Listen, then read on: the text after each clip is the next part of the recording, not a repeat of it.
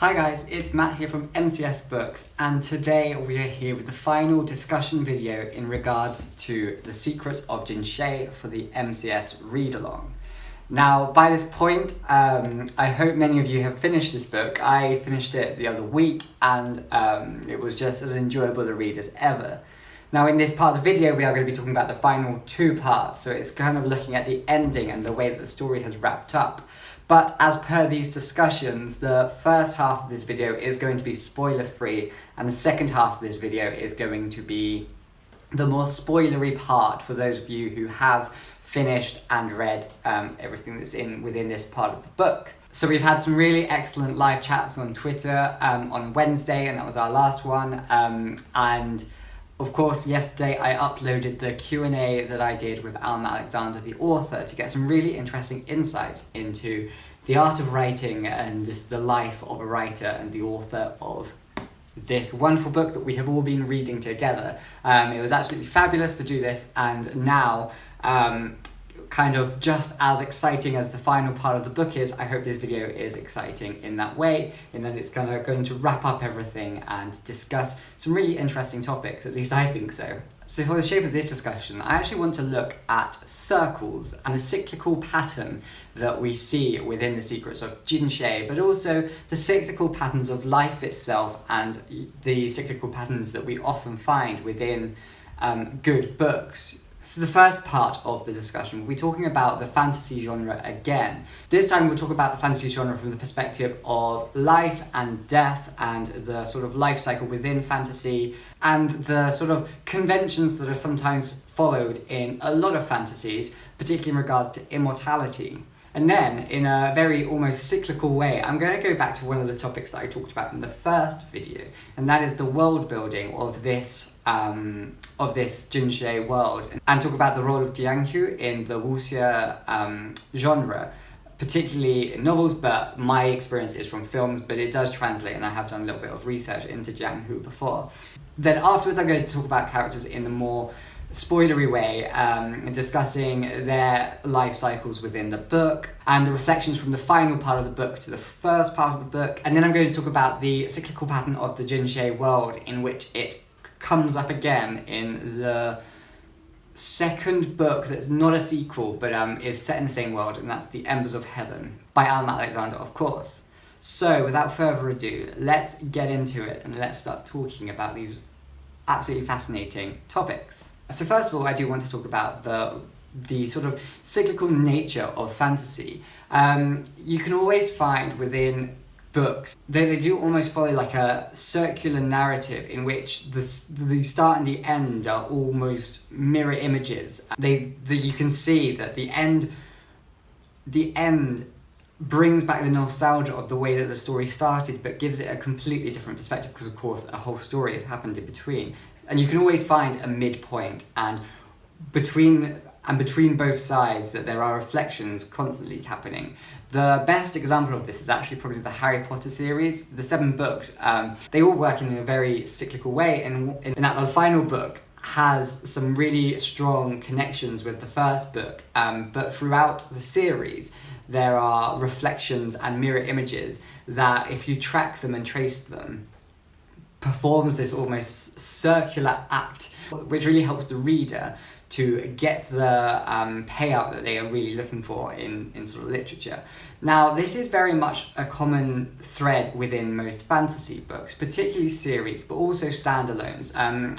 I personally believe that within a series of books, the books also have to be able to stand alone by themselves. So the sort of narrative structure of these books, oftentimes, you do find these links, and you do find the patterns and the reflections within the first half and the second half. And within that, but also within the greater literary canon, you will find books that reflect and represent life.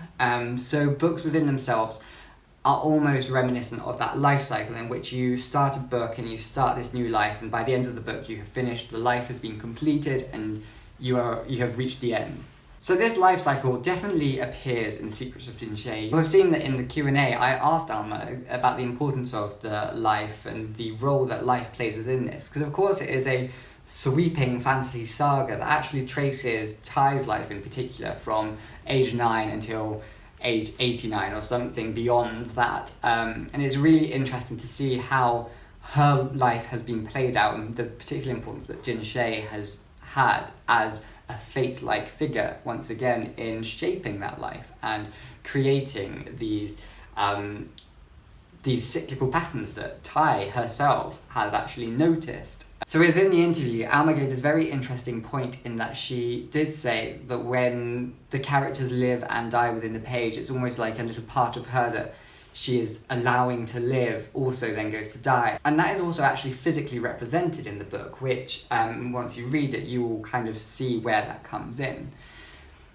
Now, an interesting part of this topic of life and death, particularly within this book, is the role that immortality plays. Now, most readers of fantasy books will be very aware of the role that immortality plays in a lot of them. And again, I'll draw you back to Harry Potter in the way that Voldemort's entire arc is based around the role of immortality, and there are lots of really interesting questions about life and death within that series.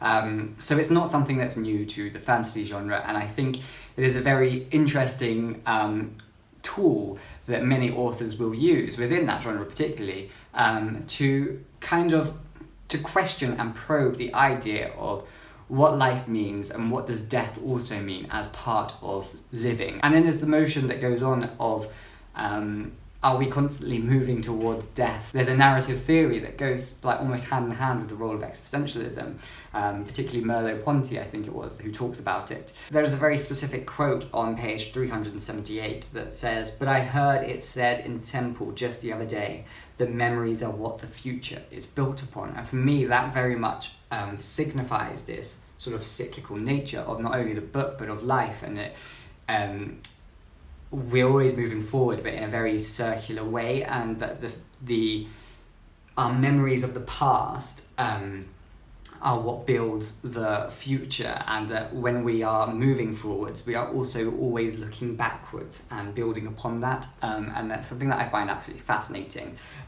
particularly from a philosophical perspective. So what role does that immortality play within this book? Now, without spoiling anything, I want to look at the role that immortality plays with the concepts of good and bad, which are definitely other themes that we often see within the fantasy genre that sort of take these two poles of a person's nature and explores them in very explicit ways that kind of then blur the boundaries between what good and bad truly means and represents. And within this book, we have lots of characters who explore the different facets of goodness and evilness, perhaps, to the point where you're not quite sure who is working for the greater good and who is perhaps working towards a malintent yet for good reasons or for bad reasons, and then the role that this plays within a circle of women who are bound together by the bond of Jin-Shei plays out really interestingly and does then create the circular narrative that the characters go through themselves, like their inner journey, and how, if you imagine them kind of all moving around each other, this creates this almost solar system-like movement in which they are affecting each other by their gravitational spheres. And then to see how Alma Alexander sort of takes these themes, takes these ideas and places them within these characters themselves and kind of lets them work out a sort of natural lifetime. It's a very organic growth that is almost like planted as a seed and then grows into a full tree and then dies at the end of the season. This concept works beautifully within the story, and it's so amazing to see how that then affects the characters in the way that, again, in this sort of fate-like role Jin-Shei has in casting these circular narratives. So I think that's a really interesting topic to think about when you do read this text, because it is a fantasy book and it does have those fantasy conventions, and so then to trace them with perhaps a fantasy book that you're more familiar with or something, you can see how they are used and utilized well, and the way that you as a reader get a very gratifying payoff that is just absolutely what you need, and it is a very beautiful and strong tool that I think writers are able to utilize and create this sense of fulfillment that you get from this book. Now I want to talk about the world building once more. So just like the end of this book brings us back to the beginning of the book, particularly that prologue, which I will always tell people to go back and reread. This part of the discussion will go back to the first part of the discussion and the world building that we see. Now, during the live Twitter chat on Wednesday, I was talking to Moonacon about the role, or about her takes on the book, especially as she comes from a Chinese background and she isn't very familiar with the fantasy genre. So then I mentioned the wuxia genre, which is a sort of martial arts genre or sword fighting genre within the Chinese literary and filmic canon, and how we can see remnants of that genre within particularly Chiffon, who is a warrior, or a guard as she was in the book. And so that got me thinking further about the wuxia genre and how within that we have the world in which the genre inhabits, called Jianghu. And sorry for my pronunciation, but that word directly translates as rivers and lakes as far as I'm aware. This world is in no way like a reflection of the real world, but a contrast of the real world. So it's a world that is very different to ours and to the society and culture of China. And within that world, the characters who inhabit it are very much built around a set of ethics and morals, which are meant to contrast against the corruption and the injustice that we often might see in our everyday world. And whilst there are remnants of those negative forces within the Jianghu world, it's always the thing to be defeated, if that makes sense. So then I was like, well, actually, do you know what's very interesting is that the world of Jin-Shei is very similar to this Jianghu world. It's not the Jianghu world. It is very much a world within itself. However, it is a world that is different to ours, given that it is a fantasy, and it is based around a particular set of ethics and morals, and specifically, as we are seeing it from the woman's perspective, it's very much based around the morals and ethics that go along with Jin-Shei, and that is something that doesn't exist within our world, but is very interesting to see how those ethical and moralistic codes that come from Jin-Shei sort of shape the way that the characters then go on to behave. So that's a very interesting part of world building, and it kind of acts as a window for us to be able to see how a different set of codes can actually pan out, and the role that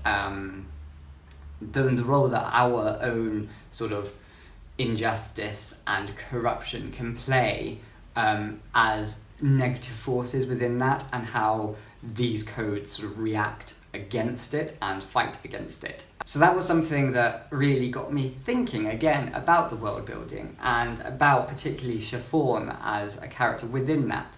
Now, when I wrote my dissertation for my undergraduate, I talked about the Jianghu world and said how, because of its very different workings and the belief systems that are a part of it, it actually gives women a freedom to act in a way that they are otherwise not allowed to in the real world.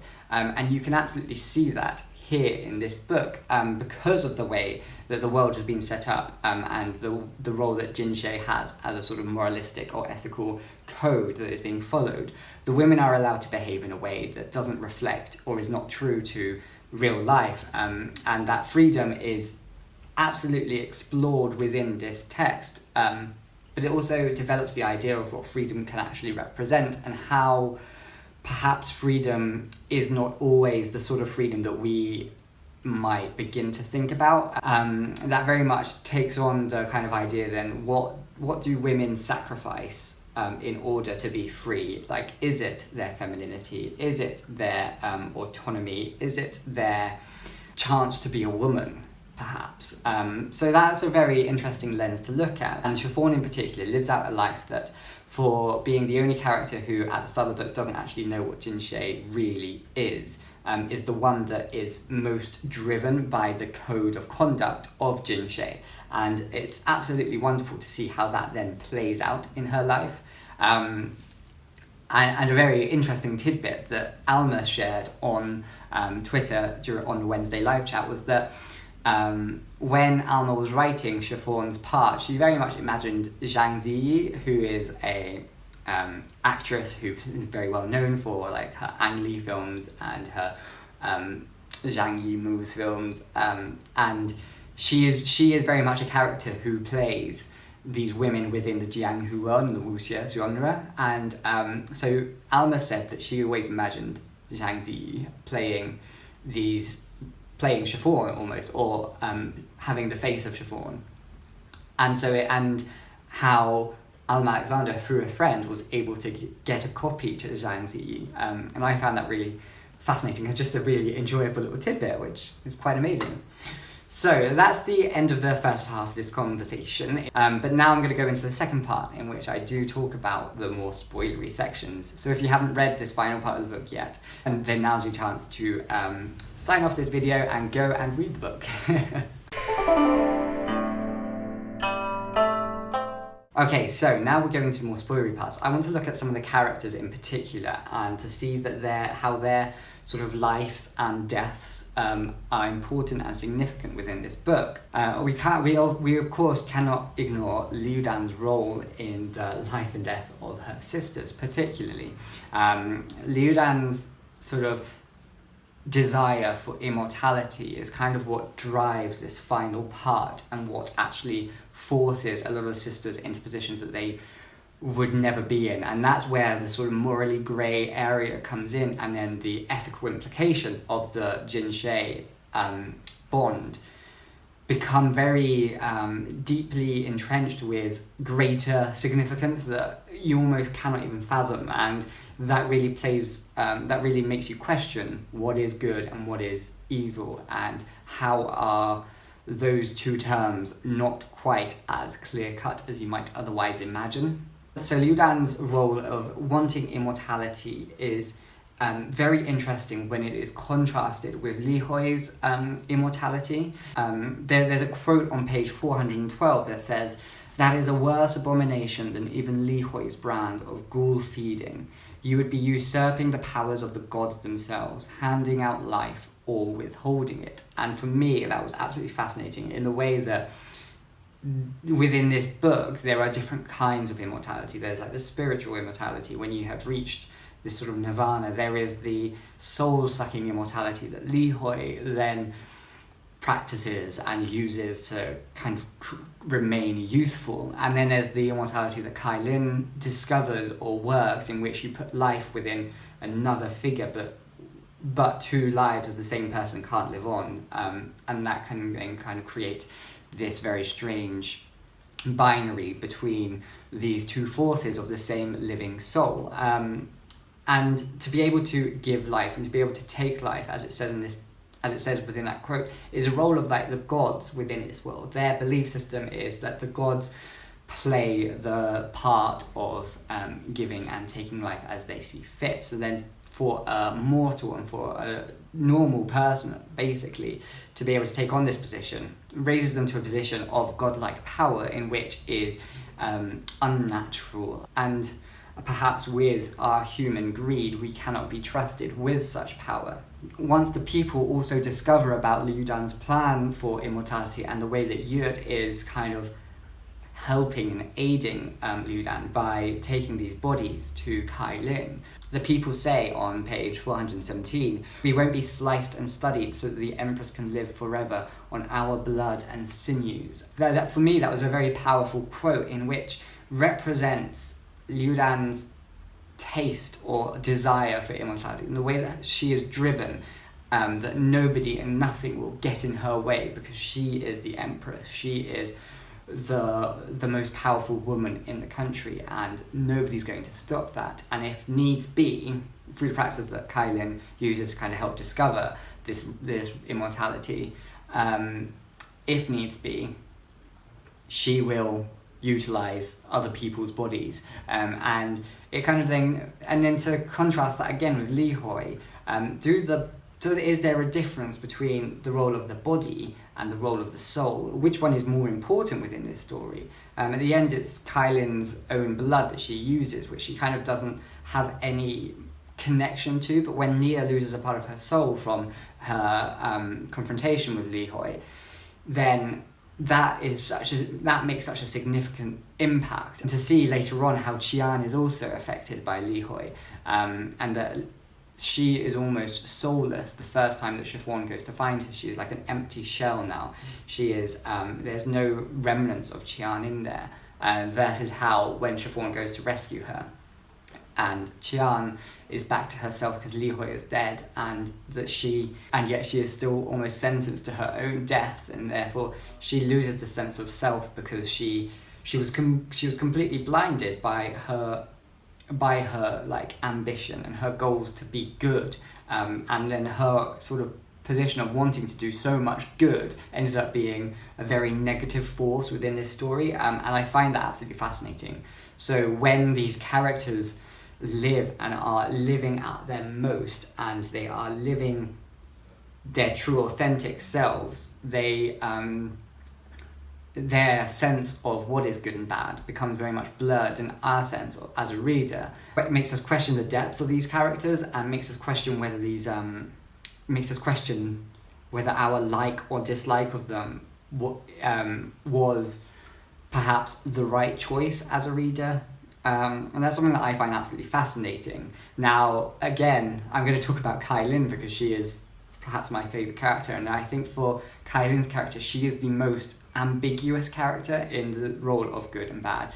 Going back to the first discussion, Kailin takes on the role of Jin-Shei more out of like what she can get out of it rather than actually wanting to bond with somebody, and that was very interesting. But then she goes on to say that she understood the bond. She actually was very much a friend and a sister for Nia. But then as the story progresses, she loses this sense of not only herself, but her bond with the other women, and then how other women utilize that bond against her in a way that she did with perhaps at the start. So then she is put in the position of doing these sort of evil deeds, and the toll that puts on Kailin's life, and the way that in the end she can do nothing but just disappear. She's still living. She is sending notes to Tai, perhaps in just one sentence, but she has chosen to opt out of this circle of Jin-Shei sisterhood, and I don't know, I find that just very, really touching, and I feel that she is the one who the bond of Jin-Shei asks the most of, and she is the one who suffers the most from her choice of being free, and it just plays out in such a very interesting and beautiful way, and her arc and her character is just the biggest contrast to, I think, all the other women within this story, that always makes me engage the most with when I'm questioning the role of life and death within this book. Now finally, I do want to go on to talk a little bit about the Embers of Heaven. Now, if you read this book, there is a reflection between the way that this story ends and the prologue at the start. So if you look at the ending as almost the epilogue, if you compare the prologue and the epilogue together, you can see how you got from A to B, but yet they're saying almost the exact same thing. And then you look at Tai's diary entry at the beginning of this third part. Tai writes in her journal about what she's kind of imagining is going to happen. She senses a change, and she sort of like considers what has happened previously and what could happen now. And this journal entry sort of sets the tone for this final part. And you can almost see that as the center point of the circle, and how from that you can get a glimpse of memory, but you can also get a glimpse of future prescience, and and I absolutely kind of am fascinated by the role that memory plays within the creation of future, as I mentioned earlier on in that quote. So again, if you look at Tai's journals as sort of a history book that recounts the role and the life cycle of this particular group of Jin-Shei sisters, these journals become a very crucial part of the Embers of Heaven, and it's absolutely fascinating to then go on to read the Embers of Heaven and to kind of revisit the story of the Secrets of Jin-Shei, but in a very completely different way. Of course, it's the Embers of Heaven is set 400 years in the future, and it's like a fictional retelling of the Cultural Revolution within China. And I absolutely love reading that book to then kind of complete a different circle that you get from this book, and it's something that if you are very much interested and if you did enjoy this, I do urge you to then go on to read that book, because it is a very because the first time I read it, I was not prepared for what happened within it, and I kind of it felt very jarring. But then upon the second time that I read that book, I was like, oh, actually, wow, this is very important. It says a lot, and it kind of does complete a circle I didn't know wasn't completed. And it was very beautiful and a very lovely book. So I do urge you to now go on and read that one if you, of course, you are interested. So I think that's all I want to say for this video. Thank you all for joining in. Thank you all for your discussion points. Thank you all for your thoughts and for the way that we have kind of shaped this conversation over these 3 weeks together. I really enjoyed reading the book and being able to share my thoughts of the book with you all. And it was just very wonderful to kind of get this book out there and to reach more people with one of my absolute favourite books. So again, thank you all. I hope you enjoyed the book and I hope you enjoyed reading it. And I'll see you next time for another video. Bye bye.